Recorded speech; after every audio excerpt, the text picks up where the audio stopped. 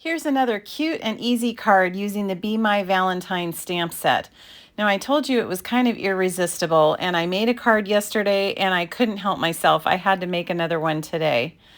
Now, I'm just stamping the bee image here, and then I'm going to use the punch, the matching punch, to punch out all the different parts of the bee. And it just helps it look three-dimensional, which is really cool. And then I'm putting the sentiment onto a little circle that I die cut using the Stylish Shapes dies. Now see how I'm going to punch the little pieces out there, and then we will put the little bee together, and he's just so cute. Now the other thing that I love with this suite of products is the paper. And I just chose two of the prints of the paper that we'll use on this card today. But there are so many different prints. It's just such a great paper pack. It's just super cheerful and fun, and honestly, it just makes me think of spring, which right now is awesome. So we're going to put it together there, and then I'm going to put the little tail that shows that the bee was flying. Isn't that cute? And then that part is done.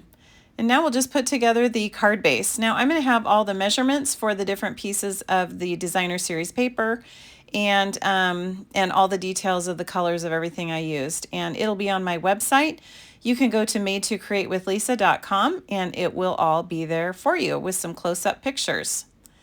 I love that ribbon. It's super narrow, which is just great, and it's super easy to make bows with. It's really flexible. I like it a lot. Now this is a trick so that it can look like you tied a bow in your paper, or in your in the ribbon that goes across the card, but actually you just add it on top. It's like your little trick. No one needs to know. Now we'll just add on some final embellishments. I love this embellishment pack. It's so adorable, and again, it makes me feel like spring. So I hope you've enjoyed this card. I hope that you will share this with your friends. Thank you so much for following along. I appreciate you. Hop on over to my website and I'll talk to you again soon.